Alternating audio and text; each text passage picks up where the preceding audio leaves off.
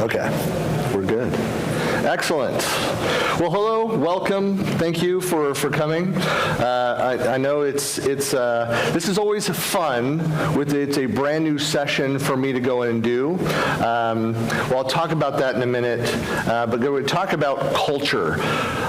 So I'm not going to be talking about technology at all. It's about the successful implementation of the technology, not about the tools themselves. You can fill in the blanks with the tools, but it's, and I think in the description initially I talked about that. You have people, process, and technology, and most of us are technologists. Where do we run?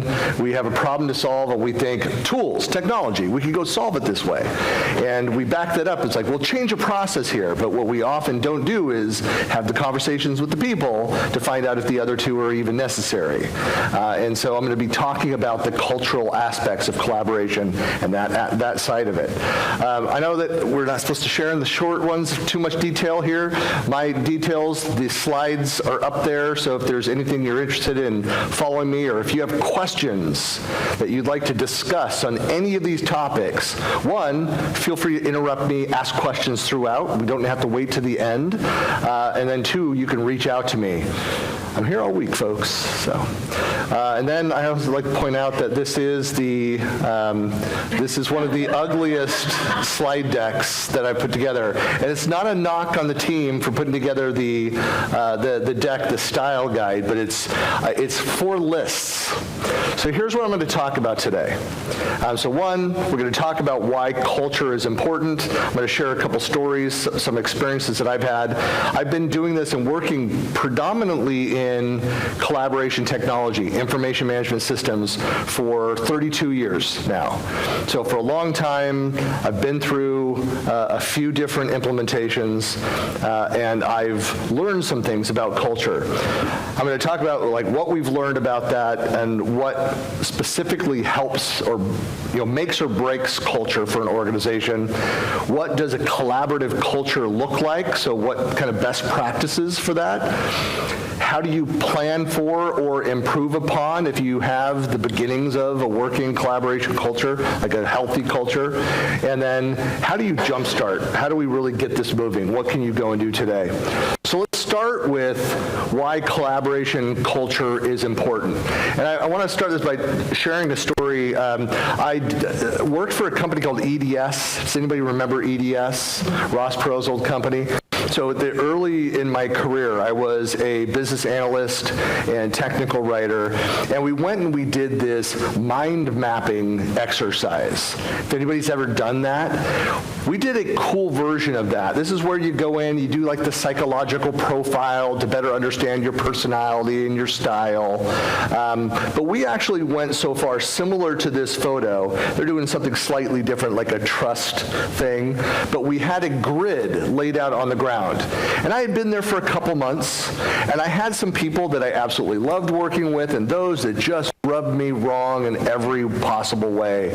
And we mapped out this grid. And I don't remember what the scoring was and what the results of that. What I understood is that in the grid in this outdoor space, I was over in this corner here, and the people that I loved, that I got along with great, were all right here. Like I could touch them in this grid. The people I had a problem with were way over here. No offense to the people here, but over on this side. So it was a visual for me of the understanding of here's my type, my style. When I went to Hewlett-Packard, we did a similar exercise. When I joined Microsoft, we did something called Insights, which was, is anybody's ever done, or let me back this up. If there's Microsoft people, you probably have done Insights training with bricks. You know what that is? And so that's something it's all based on the same research that was done by Gartner over like 30 years on kind of the personality styles. And as an example, my personality style, I'm a yellow-red, almost exactly the same. It's a 100-point scale. So I'm 82 yellow, 78 red, collaborative, driver, and then I'm like 64 of the, what was it called, green, which is the people, the caring one. So more action than I am caring. And then blue, data, was like 40. It was my lowest. And I'm very much, it's not that I can't do it, it's that, and my grades showed it through school, that I don't care for it, and I'll hire somebody to do that. But what's interesting about that makeup of understanding better my personality and going through this as a team was starting to understand, well, the people, my direct reports, my manager, my peers, the people I interact with, what their color scores were, and then to start to dive in and understand, well, my personality type, how does my collaborative yellow-red work with a deep blue person? That's where I was the most abrasive against, the pure data people that can't listen to common sense, have to look at the numbers first before they make up their decision, make up their minds, but actually they never make up their mind. That's part of what was frustrating to me. But how the two personality types could work together. That was the goal of the mind mapping exercise. It was not so much the self-awareness piece, because we have an idea of what we're capable of, what our strengths are, what our qualities are, but how do we work with other team members? So much of collaboration culture is understanding, who are we working with and how can we get work done. Sometimes I found I went into working with organizations that they were we've seen this, that are very email-centric organizations, and they just never use the other tools. So I'm a Microsoft MVP, but also a regional director. Most people don't know what that is. It's a smaller group of people that are experts in a number of different technologies, Microsoft and competing Microsoft technologies, but we're advisors for Microsoft in these different areas. What's frustrating for me joining the RD program 4 years ago was that most of the RDs, these are business owners, these are very senior technical people, couldn't get away from exchange lists. All their communication, you couldn't get their attention except through that. I've worked with organizations, with teams, where their culture was just that way. And so the point wasn't for me to go in and disrupt that while I tried to bring some of them into the modern world with all the other collaboration tools. But it was, okay, this is when I need to get things done. Understand my style, my frustrations.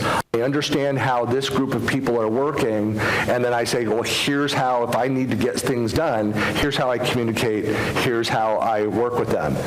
That's a lot of what collaboration culture is about. I don't know if anybody been through a similar exercise with their teams? Done some mapping? I mean, did you find it beneficial just to have that understanding? Yeah, it was. I kind of knew what I was like. You grow up with yourself, you know what you like, but see what other people are like. You write the people that you don't get on with are the ones that On the opposite side, yeah. You get their circle, and you can see who was on the opposite side. Well, see, it's always beneficial, one, to point out who those people are, and and I say that kind of facetiously, but for some reason it's like I've not yet worked with people enough. Knowing their personality allowed me to prepare for having the same kind of difficulties based on the personality styles. It wasn't always true. We're not 100% like you are this personality style. We're all high functioning in these different areas. If anybody's ever studied the Freudian personality types, that's a whole lot of fun.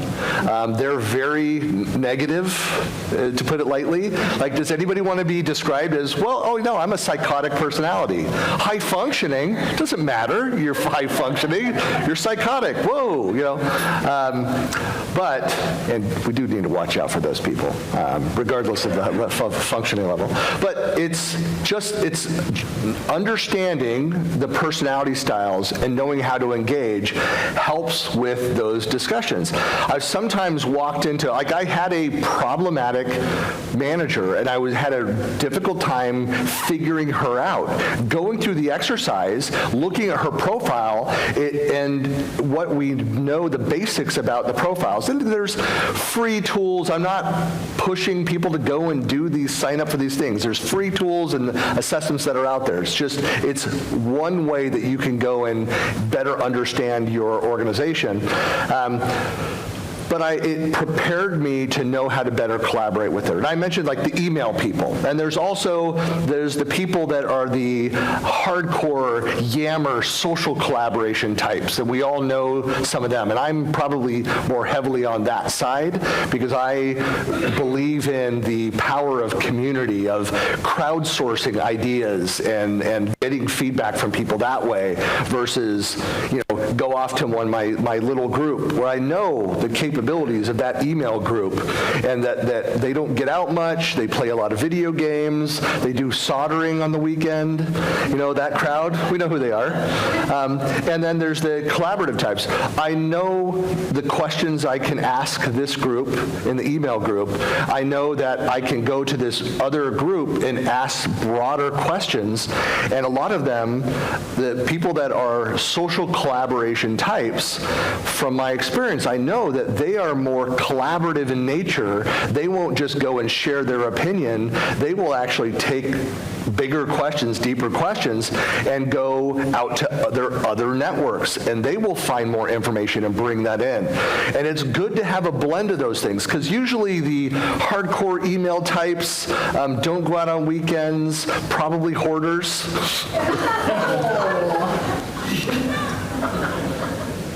The truth is hurtful, I know, but of those types. But usually they are really in-depth experts. Again, I'm using some rash generalizations about people and types, so don't take anything personally there, but yeah. So what have we learned about collaboration culture in general? And I'm trying to be sensitive to time here too. All right, we've got 17 minutes, 18 minutes. So what have we learned about culture? So here's where we're getting into my list slide. So apologies, it's now 3 slides that have lists on them.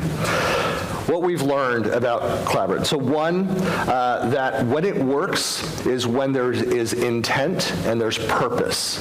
That collaboration, when it's set up, when it's established, when we know, hey, this is this place, this is the goal of, whether it's a project team working together, a problem that's trying to be solved, or this is a project team or an initiative, a space that we're collaborating on. When it's just an open space, when anybody can do anything in any direction, what usually happens is not very collaborative. It's a bunch of individuals that are uploading content and chatting. It's also, it's about finding the right fit.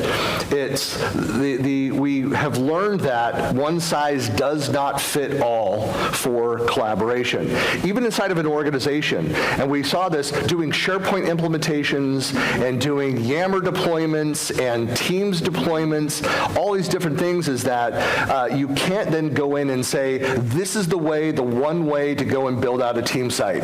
This is the one way that you must build all of your teams and must have these 5 channels with these bots and these tools. Like, that doesn't work.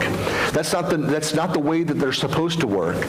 And so we did this with intranets. We did this with our portals. We did this with project management solutions. We tried to force a model on everything. So we were constantly hammering square pegs into round holes. That's not what we need to do. We need it to be flexible. There should be guardrails. Compliance, important. Security, important. But how people get to the end, within those guardrails, we should leave it up to people.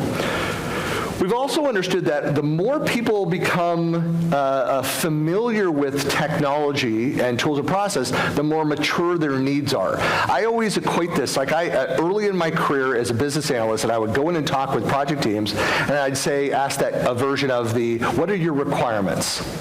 And they would give me a list of things.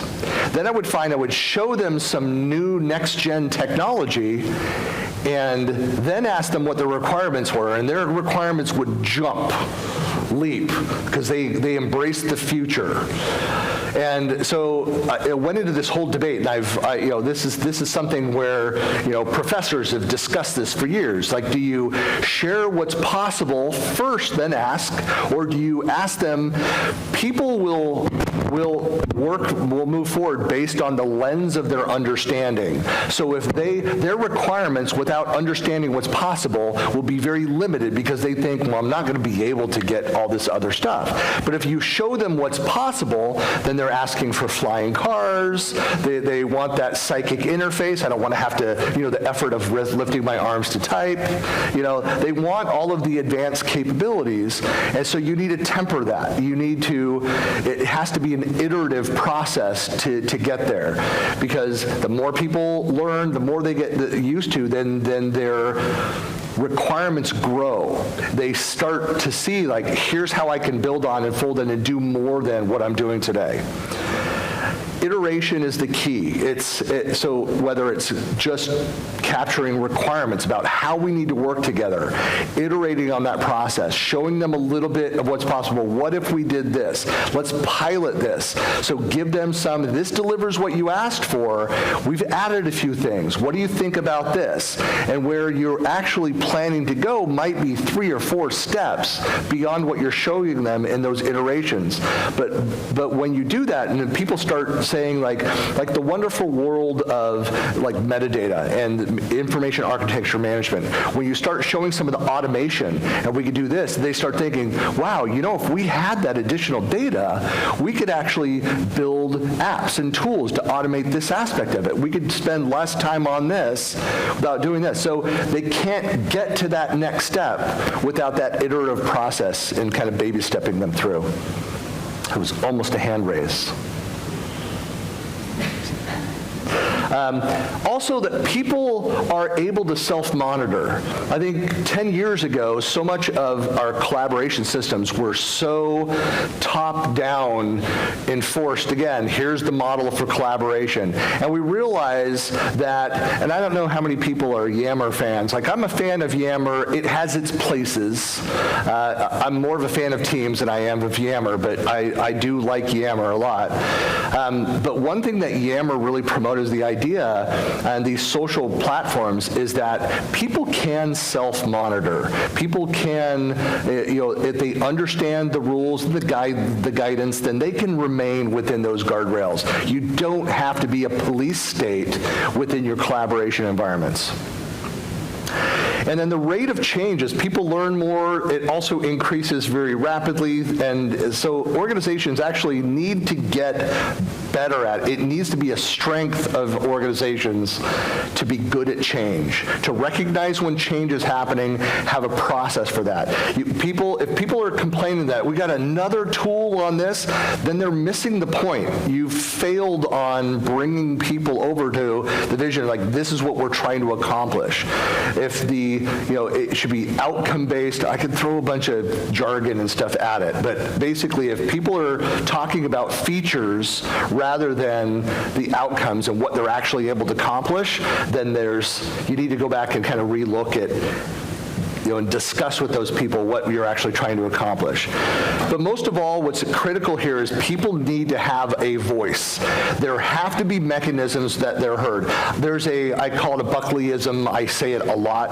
The more that you involve people in the process, the more likely people will follow the process.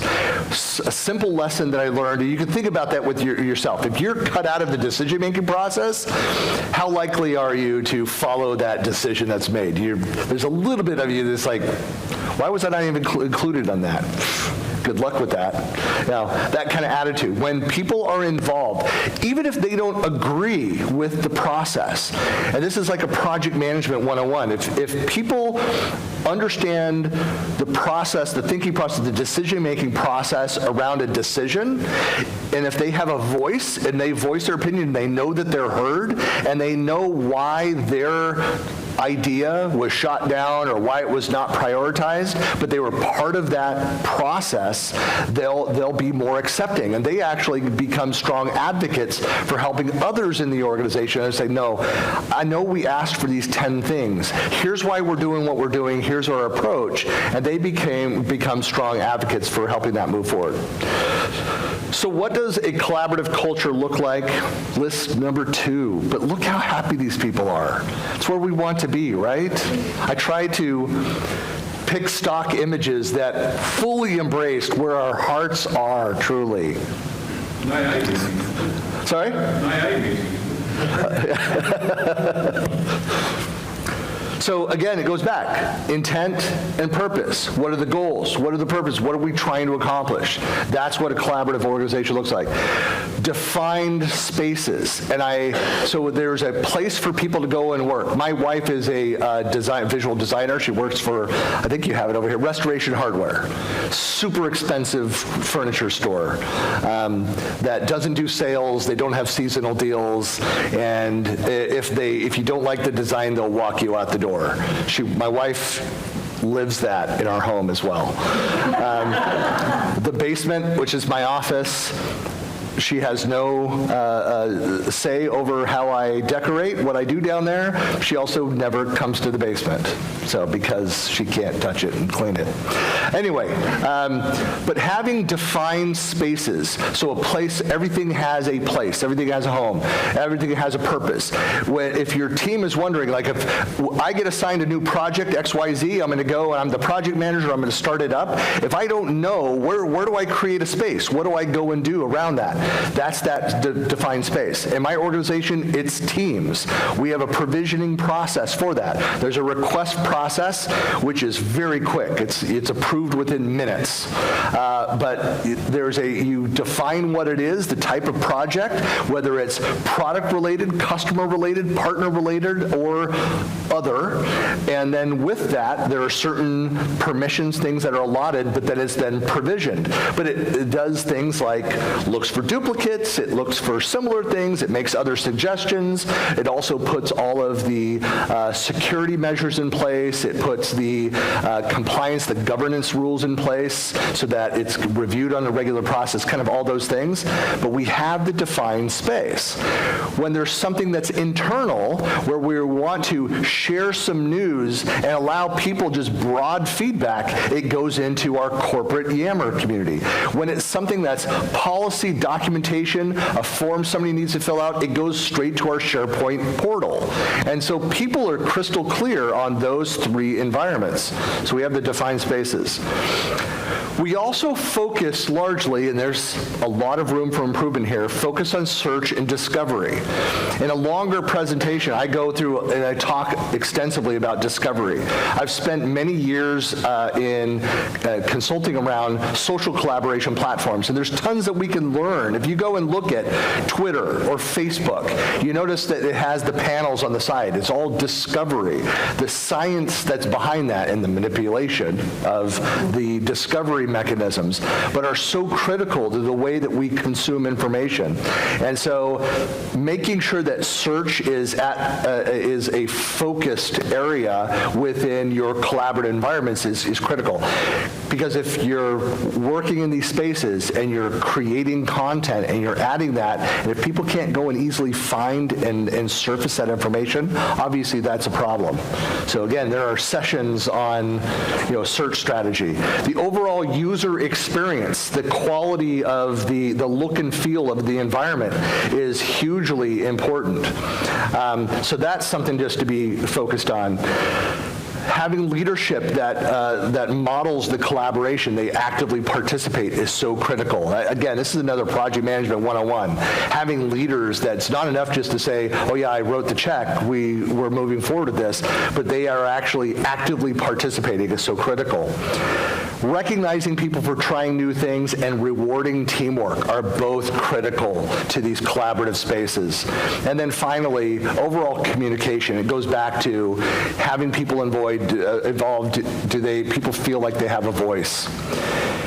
So the last list here, I'll go through a little bit quicker of how to move forward with it, was how to plan for and improve upon culture. Have a holistic approach. Be thinking about the end-to-end user experience, what your users are doing, the tools that they're using, where they're collaborating, to make sure that it's easy that they know where to start, they know how they end, they know the life cycle management of the assets that they're creating. Preparing for change. having change as part of your organization. So let them know no matter what we deploy today, it will change. It will probably change sooner than you think. It's the evergreen model of the solutions that we work with, but to let them know, like, we're constantly fine-tuning. If anybody knows W. Edwards Deming, I'm a huge fan. So he's the American that was sent over to Japan after World War II and helped rebuild their economy. And the highest award, recognition that you can get for quality in Japan is the Deming Award. And one of the things that he said, he always talked about process optimization. And he says, continually optimize, continually look for opportunities. We think we're fantastic now, but let's look at how can we get better. Technology's changing, your business needs are changing, the makeup of your team and the dynamics and the maturity of their needs are constantly changing. So there's never an end, which, if you work in collaboration, it's an opportunity for all of us. There's job security in collaboration. Identifying organizational and cultural differences is critical here. Just like like working with team, if you know your team very well, your 5 direct reports, and you get along great and you kick butt on projects, but you need to understand how your organization differs from others. It'll help with that communication and to help expand your collaborative needs. Conduct regular self-assessments. Go through, do audits of the system, get feedback. Again, at a minimum, you should be doing, like Microsoft's a great example. You've got the Pulse survey, the mid-year survey, and the end-of-year surveys. They do employee satisfaction surveys, ESATs. My company does ESATs. You do industry, third-party partner surveys around this. How are we collaborating? And then taking that information and saying, how can we improve? Goes back to that Deming idea. Again, finding leaders who model the collaboration is critical. Identify as part of that feature gaps. Are people, this is the idea of if you've got this collaboration environment, you think it's running fantastic, whatever the tools are, and yet you're finding shadow IT, like all these third-party tools, unapproved, not secure, not following your compliance rules. Instead of just shutting them down, which I'm not saying not to shut them down, but instead of that, have a conversation with the individuals that went and used a personal card and started putting intellectual property out on these unsupported systems. Why is this not working? Is it a feature gap? Is something broken? Do you have a need that we've not addressed? Use it as an opportunity for a conversation, and then take the steps to make sure that it's secure. And it could be that you end up supporting this out-of-network solution, but that you have oversight on it so that if somebody gets hit by a bus, then data is not lost, or what have you. Invest in training and adoption. I think that's one that we all understand. You can't assume because all of us have experience with teams. What does that actually mean? If there's a brand new version of a bunch of new features, if buttons gets moved, like there needs to be ongoing training. It's a regular intervals throughout the year. Different people at different speeds. And then have a governance mindset. It's so critical, whether you're creating a governance committee from whole cloth, if you're improving upon it or extending that, have governance conversations. And this is where you're talking about communication. You're talking about tools. You're talking about process. You're looking at data and analytics. Why does this team upload twice as many documents, have twice as many conversations and chats within teams, and this other team is not? There may be nothing wrong, but what can you learn about that? Is it just that there's nuances that this other team just has quiet people on it? Or is there something that can be improved to do? That's part of what governance focuses on. And then embrace transparency is so key to that, is making sure that you let people know you don't go in a vacuum and build out a plan and a strategy around collaboration, that people are aware of, here's what we're doing, here's what we're thinking, here's how we're moving forward. So I know I believe I'm out of time now. I think I'm slightly over. For a little bit. Okay, I got a couple minutes. Good, because I have the one last one, and it has all the people coming together, so you know you want to see this one. So this one is like about how to jumpstart. So thinking of some high-level things about how you can go and get things moving.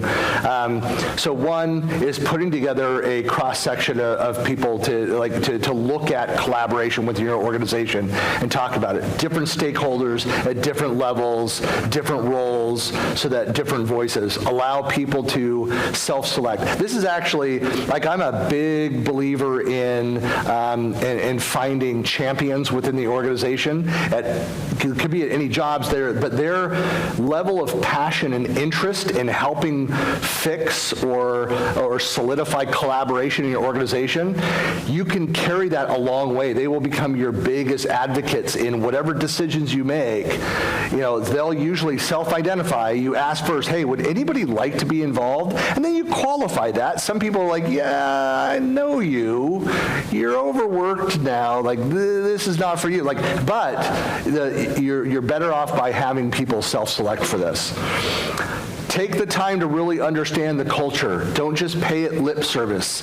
Really spend the time to understand your corporate culture and the differences, the nuances between teams and the difficulties. Because if you gloss over this aspect of it, and there's different ways. I talked about mind mapping and the insights training. There's different tools. There's consultants you can bring in to do this. It will go a long way to help your organization. And then build your requirements based on the workloads, the things that you're doing. Be very careful with vendor-provided use cases. Now, a lot of them, just not to beat up on Microsoft, but there's a lot of them that that are really driven more about the vendor trying to sell something than it is what's actually needed within your organization. So if you are making plans and building your strategy based on actual requirements and real projects, then you're going to be much more successful. Figure out what needs to be measured along the way. You don't have to have all of your KPIs and metrics defined at the start. It's great when you know what some of those are. They'll likely change, but you should start measuring things. But it's difficult to go and measure the progress of something if you don't know what success looks like. Define that, measure those things. Like, it might be, because the difficult thing is you have qualitative and quantitative improvements to collaboration. Quantitative is more uploads, more chats, more meetings, which is all fantastic, except the qualitative is that's all happening, and yet people are calling in sick more. People are saying that they're less satisfied in their jobs. So you have to balance the qualitative and quantitative and really define what success looks like for your organization. And don't be afraid to get started. I always say, like, you can't measure what's not moving. You need to try something, pilot something, but get things moving and then create a baseline from that movement. And be willing to experiment, to try things, look at the use cases, listen to the experts, talk to the MVPs, and get some advice. There's tons of free advice out there. We've all been doing it for a long time. MVPs, if we've got the badge on, we are connected personalities by nature, and I think we're underutilized. Like, people don't reach out to us as much as we're available. Sharon's looking down because she's an RD, but not an MVP. But RDs are also very, very welcome, open to get involved. That's what I had to cover here. I know there's a lot lists that are out there. If you have questions, if you have any specific scenarios, because we don't really have a ton of time for questions, but we'll try to, if there are any questions, but you can always reach out to me directly. And I'm not a consultant, so I won't try to sell you anything. So, any quick questions? No? Round of applause for questions? Yeah, thank you very much. Thank you very much.